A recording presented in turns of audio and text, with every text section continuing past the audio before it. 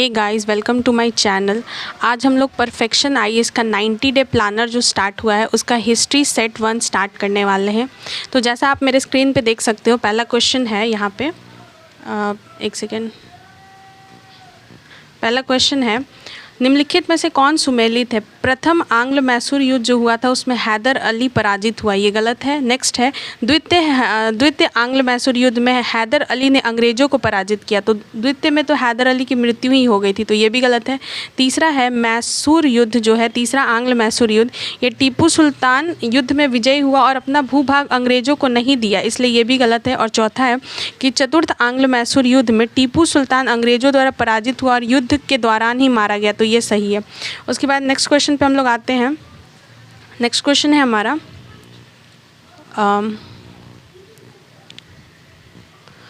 निम्नलिखित में से कौन से कारण भारत में यूरोपीय शक्तियों के आगमन का मार्ग प्रशस्त किए हैं? तो पहला है कच्चे माल की आवश्यकता, ये बिल्कुल सही है। नेक्स्ट है कृषि में निवेश कम लाभ वाला सिद्ध होना, ये भी सही है। पुनर्जागरण का अभ्युदय, ये भी सही है। तो उपयुक्त में से सभी सही है, तो इसका आंसर ऑप्शन डी हो जाएगा। नेक्स्ट क्वेश्चन है, भारत में यूरोपीय औपनिवेशिक शक्तियों के आगमन के निम्नलिखित कारण है।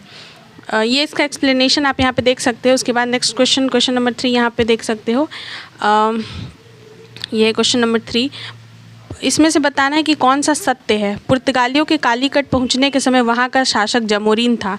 दूसरा है कि 1510 में पुर्तगालियों ने दीव पे अधिकार कर लिया। तीसरा है कि अल्फांसो डा अल्बुकर्क भारत में पहला पुर्तगाली गवर्नर था। तो इसका आंसर यहाँ पे आप देख सकते हो कि इसका आंसर जो है वो ऑप्शन ए है। बस इसमें ये सही है कि पुर्तगालियों कि कालीकट पहुंचने पे वहाँ का शासक जमोरीन था। उसके बाद नेक्स्ट क्वेश्चन पे आते हैं। नेक्स्ट क्वेश्चन है हमारा, डचों के पतन के निम्नलिखित कारणों पे विचार करिए। निजी व्यापार में अधिक सक्रिय थे, संसाधनों का अभाव था, या अधिकारियों की उपेक्षापूर्ण नीति थी। तो इसमें सभी सही है।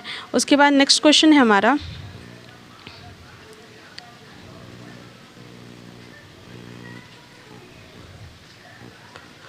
फ्रांसीसियों के भारत आगमन से संबंधित निम्नलिखित कथनों में से कौन सा कथन असत्य यानी गलत को चुनना है? तो फ्रांसीसी कंपनी पूर्णतः राज्य अधीन थी। उसके बाद है 1667 ईस्वी में फ्रांसिस कॉलबर्ट की अध्यक्षता में एक अभियान दल भारत आया था, ये गलत है क्योंकि 1667 नहीं बल्कि 1668 इसका आंसर होगा। और उसके बाद है, इन्होंने अपना पहला कारखाना सूरत में खोला था, तो यहाँ पे गलत चुनना है, इसलिए ऑप्शन बी सही होगा। उसके बाद हम नेक्स्ट क्वेश्चन पे आते हैं। नेक्स्ट क्वेश्चन है, भारत में विभिन्न यूरोपीय शक्तियों के आगमन का सही क्रम बताना है। तो इसका सही आगमन का क्रम है, पहले पुर्तगाली आए थे, फिर डच, फिर अंग्रेज, फिर डेनिश, उसके बाद फ्रांसीसी। तो इसका ऑप्शन सी सही हो जाएगा। उसके बाद नेक्स्ट क्वेश्चन है, पलासी युद्ध से संबंधित निम्नलिखित कथनों में से कौन सा कथन असत्य है, यानी यहाँ भी गलत चुनना है। तो पहला यहाँ पे दिया हुआ है 23 जून 1757 को बंगाल के नवाब और ईस्ट इंडिया कंपनी के बीच हुआ था, तो ये कथन सही है। नेक्स्ट है, मीर जाफ़र और दुर्लभ राय नवाब के सेना नायक थे, ये भी सही है। उसके बाद तीसरा है, युद्ध के पश्चात मीर जाफ़र बंगाल का नवाब बना। और चौथा है, उपयुक्त में से कोई नहीं। यहाँ पे चुनना है कि कौन सा कथन गलत है, तो ये सभी सही है, इसलिए ऑप्शन डी हो जाएगा। उसके बाद नेक्स्ट क्वेश्चन पे आते हैं, मीर जाफ़र के नवाब बनते ही अंग्रेज़ों को निम्नलिखित में से क्या लाभ प्राप्त हुआ था? तो पहला है, बंगाल, बिहार और उड़ीसा तीनों का मुक्त व्यापार की अनुमति मिल गई थी, ये सही है। उसके बाद है, कलकत्ता के 24 परगना की ज़मींदारी, ये भी सही है। और निजी व्यापार में कर में छूट दिया गया था, तो ये चारों ऑप्शन सही है, इसलिए उपयुक्त में से सभी सही होगा। उसके बाद क्वेश्चन नंबर 9 पे आते हैं। क्वेश्चन नंबर 9 में है कि निम्नलिखित को सुमेलित करना है। पहला है सुगौली की संधि, दूसरा है यांडबू की संधि, तीसरा लहासा और चौथा है गंडमक की संधि। तो पहला जो है सुगौली की संधि, ये हुआ था आंग्ल बर्मा के बीच में। दूसरा है यांडबू की संधि, यांडबू की संधि हुआ था आंग्ल और आंग्ल बर्मा के बीच में। तीसरा लहासा हुआ था तिब्बत के बीच में। और चौथा है गंडमक की संधि, वो अफगान के साथ हुआ था, इसका ऑप्शन ए सही हो जाएगा। नेक्स्ट क्वेश्चन पे आते हैं। नेक्स्ट क्वेश्चन नंबर 10 है हमारा, ईस्ट इंडिया कंपनी के संबंध में निम्नलिखित कथनों पर विचार करिए। ईस्ट इंडिया कंपनी ने 1600 ईस्वी में इंग्लैंड के शासक महारानी एलिजाबेथ प्रथम से व्यापार का चार्टर प्राप्त किया था, ये कथन सही है। नेक्स्ट है, यह ईस्ट इंडीज़ के साथ व्यापार करने के उद्देश्य स्थापित एक संयुक्त जॉइंट स्टॉक कंपनी थी, तो ये भी सही, इसलिए ऑप्शन ए और बी दोनों सही हो जाएगा। उसके बाद नेक्स्ट क्वेश्चन पे आते हैं। नेक्स्ट 11 नंबर है हमारा, भारत में ब्रिटिश व्यापार के विस्तार के संबंध में निम्नलिखित कथनों पर विचार करना है।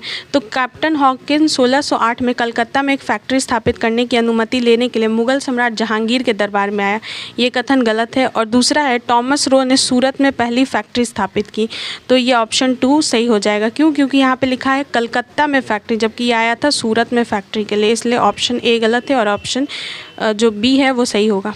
नेक्स्ट क्वेश्चन पे आते हैं। नेक्स्ट क्वेश्चन है हमारा निम्नलिखित कथनों पर विचार करना है। कासिम बाजार भारत में फ्रांसीसी शक्ति का केंद्र बिंदु था, ये तो पूरा गलत है क्योंकि फ्रांसीसी शक्ति का केंद्र बिंदु कासिम बाजार नहीं बल्कि पांडिचेरी था। और दूसरा है पहली फ्रांसीसी फैक्ट्री जो है फ्रैंको कैरो द्वारा सूरत में स्थापित की गई थी, तो ये कथन सही है, इसलिए ऑप्शन 2 सही हो जाएगा। उसके बाद नेक्स्ट क्वेश्चन पे आते हैं।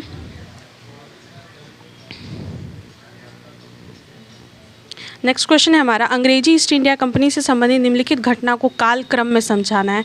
तो पहला है ईस्ट इंडिया कंपनी की स्थापना तो 1600 में हुई थी। उसके बाद है सूरत में कारखाने की स्थापना, तो सूरत में 1613 में स्थापना हुआ था। उसके बाद है विलियम हॉकिंस कब आया था? तो विलियम हॉकिंस जो है वो आया था 1618 में। और उसके बाद है टॉमस रो का आगमन। तो अगर इसका सही क्रम देखा जाए तो इसका सही क्रम होगा ऑप्शन ए, 1 2 3 4, ये क्रम से ही सजाया गया है। उसके बाद नेक्स्ट क्वेश्चन पे आते हैं। निम्नलिखित को कौन सा सुमेलित नहीं है ये बताना है। तो लॉर्ड कार्नवालिस ने स्थायी बंदोबस्त प्रणाली लाई थी, ये तो ठीक है। उसके बाद है लॉर्ड वेलेस्ली सहायक संधि की प्रणाली लाया था, ये भी सही है। जॉन शोर आंग्ल नेपाली युद्ध, ये गलत है। और उसके बाद लॉर्ड हेस्टिंग्स, तो तीसरा आंग्ल मराठा युद्ध, इसमें से कौन सा गलत है ये पूछा गया था, इसलिए ऑप्शन सी सही होगा। नेक्स्ट क्वेश्चन है निम्नलिखित में से कौन सा युग्म सुमेलित नहीं है? स्थानीय स्वशासन, लॉर्ड लिटन, यही गलत है क्योंकि स्थानीय स्वशासन कौन लाया था? तो लॉर्ड रिपन के द्वारा लाया गया था, इसलिए पहला ही ऑप्शन जो है वो गलत हो जाएगा। नेक्स्ट क्वेश्चन पे आते हैं। नेक्स्ट क्वेश्चन है लॉर्ड एल्गिन के बाद 1899 में लॉर्ड कर्जन द्वारा भारत का वायसराय बनकर आया था। भारत में उसका कार्यकाल काफ़ी उथल पुथल रहा। कर्जन के भारत विरोधी कार्यों के सर्वाधिक महत्वपूर्ण कार्य 1905 में बंगाल का विभाजन था। दूसरी ओर उसने अनेक सुधारात्मक और विकासात्मक कार्य भी किए। निम्नलिखित में से कौन सा कार्य है जो कर्जन के द्वारा नहीं किया गया था? तो पहला है सर एंड्रयू फ्रेजर की अध्यक्षता में पुलिस आयोग की स्थापना हुई थी, तो ये एकदम सही है, पहला कथन सही है। नेक्स्ट कथन है सर टॉमस रेले की अध्यक्षता में विश्वविद्यालय आयोग आया था, ये भी सही है। तीसरा कथन है सर कॉलिन स्कॉट मैनक्रिफ की अध्यक्षता में अकाल आयोग आया था, ये गलत है क्योंकि इस आयोग के द्वारा सिंचाई आयोग लाया गया था, इसलिए सी ऑप्शन गलत है। और चौथा है प्राचीन स्मारक संरक्षण 1904 के द्वारा भारतीय पुरातत्व विभाग की स्थापना की गई, तो ये भी सही है। तो इसका आंसर गलत पूछा है, इसलिए ऑप्शन सी सही हो जाएगा। उसके बाद नेक्स्ट क्वेश्चन पे आते हैं। नेक्स्ट है निम्नलिखित में से किसने वर्नाक्युलर प्रेस एक्ट का प्रवर्तन किया था? प्रवर्तन का मतलब होता है किसने उसको स्टार्ट किया था, तो इसका आंसर हो जाएगा लॉर्ड लिटन। उसके बाद नेक्स्ट क्वेश्चन है हमारा लॉर्ड रिपन के कार्यकाल के संबंध में निम्न कथनों पर विचार करिए। लॉर्ड रिपन ने वर्नाक्युलर प्रेस एक्ट को समाप्त कर समाचार पत्रों की स्वतंत्रता बहाल की, तो ये तो सही है। नेक्स्ट है रिपन के कार्यकाल में पहला कारखाना अधिनियम 1881 में पारित किया गया, तो ये भी सही है। तो इसका ऑप्शन सही हो जाएगा 1 और 2।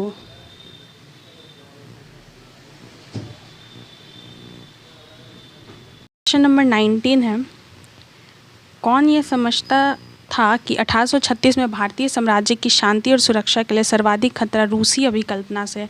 तो लॉर्ड ऑकलैंड इसका आंसर होगा। नेक्स्ट क्वेश्चन है अखिल भारतीय जनगणना के संबंध में पहला कथन दिया गया है कि 1872 में पहली बार जनगणना की गई थी, और दूसरा 1881 से नियमित रूप से की जाती है, और तीसरा है पंचवर्षीय अभ्यास के रूप में की जाती है। तो ये पंचवर्षीय नहीं बल्कि 10 वर्ष के रूप में होता है। तो पहला दूसरा सही है, तीसरा गलत है। इसमें सही पूछा है, इसलिए ऑप्शन सी सही होगा। नेक्स्ट क्वेश्चन है किस वायसराय ने यह कहा था कि अगर गांधी ना होता तो ये दुनिया वाकई बहुत खूबसूरत होती? तो ये लॉर्ड वेलिंगटन ने कहा था। उसके बाद नेक्स्ट क्वेश्चन पे आते हैं हम लोग। पिट्स इंडिया एक्ट के विरोध में इस्तीफा देकर जब वह इंग्लैंड पहुंचा तो बर्क द्वारा उस पर महाभियोग लगाया गया था। उपरोक्त कथन किस गवर्नर जनरल के बारे में कहा गया है? तो गवर्नर जनरल वॉरेन हेस्टिंग्स था, उस पर महाभियोग लगाया गया था। नेक्स्ट है वह भारत पर सबसे लंबे समय तक शासन करने वाले वायसराय थे और उनके कार्यकाल के दौरान कई महत्वपूर्ण घटनाएं घटी थी, जैसे भारत सरकार अधिनियम 1935, आज़ाद हिंद फौज की स्थापना, अगस्त प्रस्ताव, भारत छोड़ो आंदोलन, ये सभी। तो भारत छोड़ो आंदोलन से यहाँ पकड़ सकते हैं कि इसका आंसर लॉर्ड लिनलिथगो होगा। नेक्स्ट क्वेश्चन पे आते हैं। भारत के गवर्नर जनरल के रूप में लॉर्ड डलहौजी के कार्यकाल के दौरान निम्नलिखित घटनाओं पर विचार करना है। व्यपगत का सिद्धांत, अवध का विलय, भारत में पहली रेलवे लाइन का उद्घाटन, या वुड्स एजुकेशन डिस्पैच। तो इन सभी का वर्ष याद होगा तो आप इसको अरेंज कर सकते हैं। पहला है व्यपगत का सिद्धांत, तो ये आया था 1848 में। दूसरा है अवध का विलय हुआ था 1856 में। तीसरा है भारत में पहली रेलवे लाइन बिछाई गई थी 1853 में। और चौथा है वुड डिस्पैच आया था 1854 में। तो अगर इसको अरेंज किया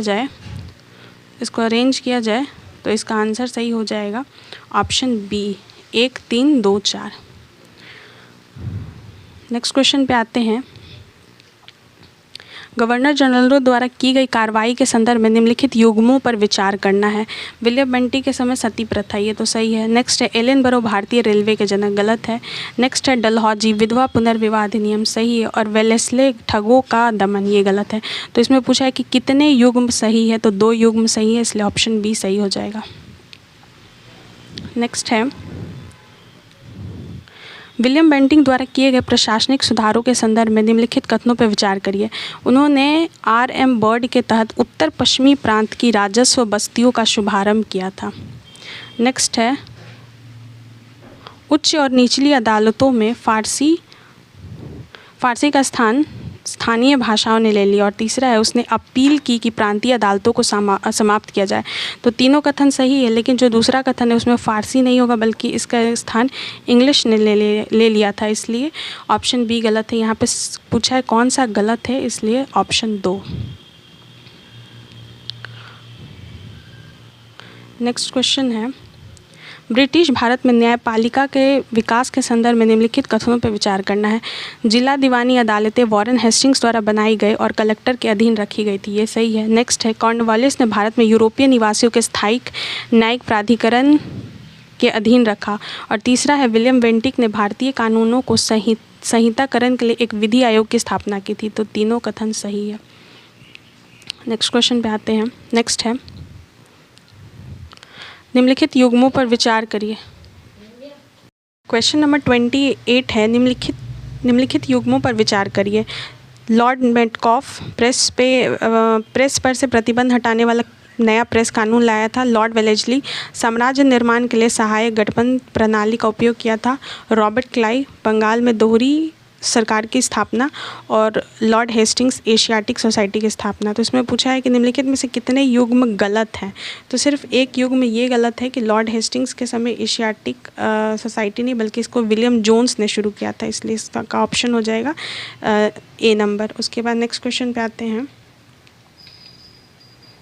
नेक्स्ट क्वेश्चन है निम्नलिखित में से कौन से सन्यासी और फ़कीर विद्रोह के लक्षण हैं। पहला है ये विद्रोह अंग्रेजी ईस्ट इंडिया कंपनी और सन्यासियों और फ़कीरों के एक समूह के बीच हुई झड़प की श्रृंखला को निर्दिष्ट करता है। नेक्स्ट है इस विद्रोह का एक कारण तीर्थयात्रियों के मार्गों पर सन्यासियों के अबाध आवागमन पर प्रतिबंध लगाना था। और तीसरा है 1773 में इस विद्रोह के दौरान वॉरेन हेस्टिंग्स ने एक उद्घोषणा करके सभी सन्यासियों को बंगाल और बिहार से निष्कासित कर दिया। और चौथा है ये असहयोग आंदोलन के समकालीन था। इसमें पूछा है कि इसमें से कितने सही है। तो 1, 2, 3 सही है, जबकि चौथा गलत है क्योंकि ये असहयोग आंदोलन के समकालीन नहीं हुआ था। नेक्स्ट क्वेश्चन पे आते हैं। लूट, उद्योग धंधे और खेती की बर्बादी और तीर्थ यात्रा पर करारोपण ने शांत सन्यासियों को विद्रोह करने पर मजबूर कर दिया। हालांकि यह विद्रोह असफल रहा, फिर भी विद्रोह का भारतीय स्वतंत्रता संग्राम में निम्न में से कौन सा एक प्रमुख योगदान नहीं है, पूछा गया है। तो कौन सा योगदान नहीं है, तो इसमें होगा कि इसने अंग्रेजी हुकूमत को जनता के करीब लाया, ये गलत है। बाकी सब सही है, मतलब इसका ऑप्शन डी सही होगा। उसके बाद नेक्स्ट क्वेश्चन पे आते हैं। नेक्स्ट क्वेश्चन है मुंडा विद्रोह के प्रमुख कारणों में से निम्न में से किस एक को शामिल नहीं किया जा सकता है। तो खूट कुट्टी व्यवस्था की समाप्ति की गई थी, ये सही है। साहूकारों द्वारा मुंडाओं का शोषण, ये भी सही है। धर्मांतरण कराया गया था बड़ी मात्रा में। और चौथा है अदालतों का सहयोगी रवैया। तो अदालतों का सहयोगी रवैया नहीं था, इसलिए ऑप्शन डी सही होगा। नेक्स्ट क्वेश्चन पे आते हैं। ब्रिटिश शासन द्वारा जनजातीय जीवन शैली व सामाजिक संरचना एवं संस्कृति में हस्तक्षेप करना मुंडा विद्रोह का मूल कारण था। मुंडा विद्रोह की उपलब्धियों पर विचार करें और कूट से सही चुनकर उत्तर देना है। पहला ऑप्शन है, इस विद्रोह के कारण खूट कुट्टी व्यवस्था को मान्यता प्रदान की गई, ये सही है। नेक्स्ट है, संथाल परगना नामक एक नया जिले का निर्माण किया गया। तीसरा है, विद्रोह की एक महत्वपूर्ण उपलब्धि 1908 में छोटा नागपुर काश्तकारी अधिनियम आया। और चौथा है, इस विद्रोह के फलस्वरूप जबरन बेगारी पर प्रतिबंध लगा दिया गया। इसमें पूछा है कि कौन सा उत्तर सही है, तो इसमें सब सही है, लेकिन संथाल परगना जो क्षेत्र है ये उस समय नहीं बनाया गया था बल्कि उसके बाद बनाया गया था, इसलिए 1, 3, 4 इसका सही होगा, ऑप्शन बी। नेक्स्ट क्वेश्चन है, प्रमुख जनजाति विद्रोह एवं नेतृत्वकर्ता का कौन सा जोड़ा बेमेल है? तो कोल विद्रोह बूधो भगत है, फराइजी करमशाह है, सावंत बादी विद्रोह फोंड सावंत और घोड़जी बाघ विद्रोह घोड़जी विद्रोह। इसमें जो फराइजी विद्रोह है ये करमशाह नहीं होगा, तो इसलिए ये ऑप्शन गलत हो जाएगा। नेक्स्ट क्वेश्चन पे आते हैं, 1855-56 के संथाल विद्रोह के बारे में निम्नलिखित कथनों पर विचार करिए। संथाल लोग निराशाजनक स्थिति में थे क्योंकि जनजातीय भूमि पट्टे पर दे दी गई थी। नेक्स्ट है, संथाल विद्रोहियों के साथ अंग्रेज अधिकारियों ने बहुत नरमी से व्यवहार किया था। नेक्स्ट है, संथालों के आवासीय क्षेत्रों को अंततः संथाल परगना के नाम से जाने जाने वाली अलग प्रशासनिक इकाइयों में संगठित कर दिया गया। और चौथा था कि संथाल विद्रोह 19वीं सदी के मध्य में भारत का एकमात्र प्रमुख विद्रोह था। इसमें पूछा है कौन सा सही है, तो ऑप्शन 1 और 3 सही होगा, 2 ये गलत हो जाएगा कि नरमी से इनके साथ व्यवहार नहीं किया गया, और चौथा ये गलत हुआ कि एकमात्र विद्रोह नहीं था, इसके साथ बहुत सारे विद्रोह और हो रहे थे, इसलिए सिर्फ 1 और 3 सही होगा। नेक्स्ट क्वेश्चन पे आते हैं, संथाल विद्रोह के संबंध में निम्न कथनों पर विचार करिए। संथाल विद्रोह 1855-56 में संथाल परगना क्षेत्र में हुआ। यह एक साम्राज्यवादी विरोधी आंदोलन था। और नेक्स्ट है, इस विद्रोह के नेता सिद्धू और कान्हू थे, तो इसमें उपरोक्त में से सभी सही होगा। नेक्स्ट क्वेश्चन है, संथाल विद्रोह के संबंध में निम्न कथनों पर विचार करिए। संथाल विद्रोह 1855-56 में हुआ, ये तो सही है। नेक्स्ट है, संथाल विद्रोह का एक प्रमुख कारण संथालों के क्षेत्र में भूमि की स्थायी बंदोबस्त प्रणाली लागू करना था, ये भी सही है। नेक्स्ट है, यह विद्रोह जमींदार साहूकार और साम्राज्यवाद के विरोध में हुआ, ये भी सही है। नेक्स्ट है, इस विद्रोह को संथाल हूल के नाम से जाना जाता है, ये भी सही है। और उसके बाद संथाल विद्रोह का प्रमुख कारण संथालों की भूमि का गैर आदिवासी, जिसको ये लोग दीकू बोलते थे, उसमें हस्तांतरण कर दिया गया, तो उपरोक्त में से सभी सही है। नेक्स्ट क्वेश्चन है, संथाल विद्रोहियों की उपलब्धि के बारे में निम्नलिखित कथनों पर विचार करिए। इनकी उपलब्धि के बारे में पूछा है। पहला है, इस विद्रोह ने आदिवासियों को जागरूक करने का कार्य किया, तो ये तो सही है। नेक्स्ट है, संथालों के लिए पृथक संथाल परगना बनाकर शांति स्थापित की गई। नेक्स्ट है, संथाल विद्रोह के बाद इस क्षेत्र को निषिद्ध क्षेत्र घोषित किया गया। और चौथा है, चार्ल्स वुड के नेतृत्व में एक पुलिस आयोग बनाया गया, तो चार्ल्स वुड का नाम तो शिक्षा के लिए आता है, इसलिए चौथा गलत है, बाकी 1, 2, 3 सही है। नेक्स्ट क्वेश्चन है, निम्नलिखित सूची 1 को सूची 2 से मिलाना है। भील विद्रोह, खासी विद्रोह, चेर विद्रोह, नागा विद्रोह, और इसको मिलाना है। तो भील विद्रोह जो था उसके नेता थे सेवराम। उसके बाद है खासी विद्रोह, राजा तीरथ सिंह, चेर विद्रोह भूषण सिंह, और नागा विद्रोह रानी गौंडेल्यू। तो इसका ऑप्शन सही हो जाएगा, ऑप्शन ए। नेक्स्ट है, इसको भी मैच करना है, खोंड विद्रोह, रामोसी विद्रोह, पागलपंथी और कूका। तो कूका पंजाब में हुआ था, तो भगत जवाहर मल। उसके बाद पागलपंथी टीपू, रामोसी विद्रोह चित्तूर सिंह या चित्तर सिंह, और खोंड विद्रोह चक्र बिसोई के नेतृत्व में उड़ीसा में हुआ था। तो इसका ऑप्शन सही हो जाएगा, ऑप्शन बी। नेक्स्ट क्वेश्चन है, निम्न कथनों पर विचार करिए। खासी विद्रोह का नेतृत्व राजा तीरथ सिंह ने किया था। पागलपंथी एक अर्ध धार्मिक संप्रदाय था जिसकी स्थापना करम शाह ने की थी। और फराइजी आंदोलन का प्रमुख उद्देश्य इस्लाम धर्म में सुधार करना था। इसमें से कथन सत्य पूछा है, इसलिए डी ऑप्शन सही हो जाएगा। 1, 2, 3 तीनों सही है। क्वेश्चन नंबर 28 है, निम्नलिखित युग्मों पर विचार करिए। लॉर्ड मेटकॉफ प्रेस पर से प्रतिबंध हटाने वाला नया प्रेस कानून लाया था। लॉर्ड वेलेस्ली साम्राज्य निर्माण के लिए सहायक गठबंधन प्रणाली का उपयोग किया था। रॉबर्ट क्लाइव बंगाल में दोहरी सरकार की स्थापना और लॉर्ड हेस्टिंग्स एशियाटिक सोसाइटी की स्थापना। तो इसमें पूछा है कि निम्नलिखित में से कितने युग्म गलत हैं। तो सिर्फ एक युग्म ये गलत है कि लॉर्ड हेस्टिंग्स के समय एशियाटिक सोसाइटी नहीं बल्कि इसको विलियम जोन्स ने शुरू किया था, इसलिए इसका ऑप्शन हो जाएगा ए नंबर। उसके बाद नेक्स्ट क्वेश्चन पे आते हैं। नेक्स्ट क्वेश्चन है, निम्नलिखित में से कौन से सन्यासी और फ़कीर विद्रोह के लक्षण हैं। पहला है, ये विद्रोह अंग्रेजी ईस्ट इंडिया कंपनी और सन्यासियों और फ़कीरों के एक समूह के बीच हुई झड़प की श्रृंखला को निर्दिष्ट करता है। नेक्स्ट है, इस विद्रोह का एक कारण तीर्थयात्रियों के मार्गों पर सन्यासियों के अबाध आवागमन पर प्रतिबंध लगाना था।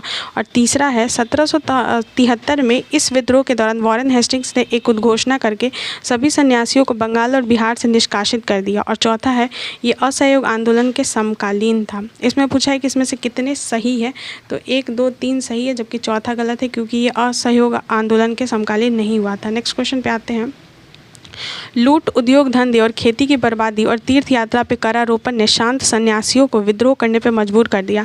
हालांकि यह विद्रोह असफल रहा, फिर भी विद्रोह का भारतीय स्वतंत्रता संग्राम में निम्न में से कौन सा एक प्रमुख योगदान नहीं है, पूछा गया है। तो कौन सा योगदान नहीं है, तो इसमें होगा कि इसने अंग्रेजी हुकूमत को जनता के करीब लाया, ये गलत है। बाकी सब सही है, मतलब इसका ऑप्शन डी सही होगा। उसके बाद नेक्स्ट क्वेश्चन पे आते हैं। नेक्स्ट क्वेश्चन है, मुंडा विद्रोह के प्रमुख कारणों में से निम्न में से किस एक को शामिल नहीं किया जा सकता है। तो खूट कुट्टी व्यवस्था की समाप्ति की गई थी, ये सही है। साहूकारों द्वारा मुंडाओं का शोषण, ये भी सही है। धर्मांतरण कराया गया था बड़ी मात्रा में। और चौथा है, अदालतों का सहयोगी रवैया। तो अदालतों का सहयोगी रवैया नहीं था, इसलिए ऑप्शन डी सही होगा। नेक्स्ट क्वेश्चन पे आते हैं। ब्रिटिश शासन द्वारा जनजातीय जीवन शैली व सामाजिक संरचना एवं संस्कृति में हस्तक्षेप करना मुंडा विद्रोह का मूल कारण था। मुंडा विद्रोह की उपलब्धियों पर विचार करें और कूट से सही चुनकर उत्तर देना है। पहला ऑप्शन है, इस विद्रोह के कारण खूट कुट्टी व्यवस्था को मान्यता प्रदान की गई, ये सही है। नेक्स्ट है, संथाल परगना नामक एक नया जिले का निर्माण किया गया। तीसरा है, विद्रोह की एक महत्वपूर्ण उपलब्धि 1908 में छोटा नागपुर काश्तकारी अधिनियम आया। और चौथा है, इस विद्रोह के फलस्वरूप जबरन बेगारी पर प्रतिबंध लगा दिया गया। इसमें पूछा है कि कौन सा उत्तर सही है।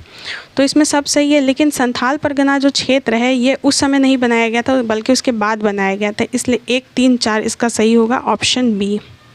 नेक्स्ट क्वेश्चन है, प्रमुख जनजाति विद्रोह एवं नेतृत्वकर्ता का कौन सा जोड़ा बेमेल है। तो कोल विद्रोह बूधो भगत है, फराइजी करमशाह है। सावंतवादी विद्रोह फोंड सावंत और घोड़जी बाघ विद्रोह घोड़जी विद्रोह। इसमें जो फराइजी विद्रोह है ये करमशाह नहीं होगा, तो इसलिए ये ऑप्शन गलत हो जाएगा। नेक्स्ट क्वेश्चन पे आते हैं। 1855-56 के संथाल विद्रोह के बारे में निम्नलिखित कथनों पर विचार करिए। संथाल लोग निराशाजनक स्थिति में थे क्योंकि जनजातीय भूमि पट्टे पर दे दी गई थी। नेक्स्ट है, संथाल विद्रोहियों के साथ अंग्रेज अधिकारियों ने बहुत नरमी से व्यवहार किया था। नेक्स्ट है, संथालों के आवासीय क्षेत्रों को अंततः संथाल परगना के नाम से जाने जाने वाली अलग प्रशासनिक इकाइयों में संगठित कर दिया गया। और चौथा था कि संथाल विद्रोह 19वीं सदी के मध्य में भारत का एकमात्र प्रमुख विद्रोह था। इसमें पूछा है कौन सा सही है, तो ऑप्शन 1 और 3 सही होगा। 2 ये गलत हो जाएगा कि नरमी से इनके साथ व्यवहार नहीं किया गया, और चौथा ये गलत हुआ कि एकमात्र विद्रोह नहीं था, इसके साथ बहुत सारे विद्रोह और हो रहे थे, इसलिए सिर्फ 1 और 3 सही होगा। नेक्स्ट क्वेश्चन पे आते हैं। संथाल विद्रोह के संबंध में निम्न कथनों पर विचार करिए। संथाल विद्रोह 1855-56 में संथाल परगना क्षेत्र में हुआ। यह एक साम्राज्यवादी विरोधी आंदोलन था। और नेक्स्ट है, इस विद्रोह के नेता सिद्धू और कान्हू थे। तो इसमें उपरोक्त में से सभी सही होगा। नेक्स्ट क्वेश्चन है, संथाल विद्रोह के संबंध में निम्न कथनों पर विचार करिए। संथाल विद्रोह 1855-56 में हुआ, ये तो सही है। नेक्स्ट है, संथाल विद्रोह का एक प्रमुख कारण संथालों के क्षेत्र में भूमि की स्थायी बंदोबस्त प्रणाली लागू करना था, ये भी सही है। नेक्स्ट है, यह विद्रोह जमींदार, साहूकार और साम्राज्यवाद के विरोध में हुआ, ये भी सही है। नेक्स्ट है, इस विद्रोह को संथाल हूल के नाम से जाना जाता है, ये भी सही है। और उसके बाद संथाल विद्रोह का प्रमुख कारण संथालों की भूमि का गैर आदिवासी, जिसको ये लोग दीकू बोलते थे, उसमें हस्तांतरण कर दिया गया। तो उपरोक्त में से सभी सही है। नेक्स्ट क्वेश्चन है, संथाल विद्रोहियों की उपलब्धि के बारे में निम्नलिखित कथनों पर विचार करिए। इनकी उपलब्धि के बारे में पूछा है। पहला है, इस विद्रोह ने आदिवासियों को जागरूक करने का कार्य किया, तो ये तो सही है। नेक्स्ट है, संथालों के लिए पृथक संथाल परगना बनाकर शांति स्थापित की गई। नेक्स्ट है, संथाल विद्रोह के बाद इस क्षेत्र को निषिद्ध क्षेत्र घोषित किया गया। और चौथा है, चार्ल्स वुड के नेतृत्व में एक पुलिस आयोग बनाया गया। तो चार्ल्स वुड का नाम तो शिक्षा के लिए आता है, इसलिए चौथा गलत है, बाकी 1, 2, 3 सही है। नेक्स्ट क्वेश्चन है, निम्नलिखित सूची 1 को सूची 2 से मिलाना है। भील विद्रोह, खासी विद्रोह, चेर विद्रोह, नागा विद्रोह, और इसको मिलाना है। तो भील विद्रोह जो था उसके नेता थे सेवराम। उसके बाद है खासी विद्रोह, राजा तीरथ सिंह। चेर विद्रोह, भूषण सिंह। और नागा विद्रोह, रानी गौंडेल्यू। तो इसका ऑप्शन सही हो जाएगा ऑप्शन ए। नेक्स्ट है, इसको भी मैच करना है। खोंड विद्रोह, रामोसी विद्रोह, पागलपंथी और कूका। तो कूका पंजाब में हुआ था, तो भगत जवाहर मल। उसके बाद पागलपंथी टीपू, रामोसी विद्रोह चित्तूर सिंह या चित्तर सिंह, और खोंड विद्रोह चक्र बिसोई के नेतृत्व में उड़ीसा में हुआ था। तो इसका ऑप्शन सही हो जाएगा ऑप्शन बी। नेक्स्ट क्वेश्चन है, निम्न कथनों पर विचार करिए। खासी विद्रोह का नेतृत्व राजा तीरथ सिंह ने किया था। पागलपंथी एक अर्ध धार्मिक संप्रदाय था जिसकी स्थापना करम शाह ने की थी। और फराइजी आंदोलन का प्रमुख उद्देश्य इस्लाम धर्म में सुधार करना था। इसमें से कथन सत्य पूछा है, इसलिए डी ऑप्शन सही हो जाएगा। 1, 2, 3 तीनों सही है।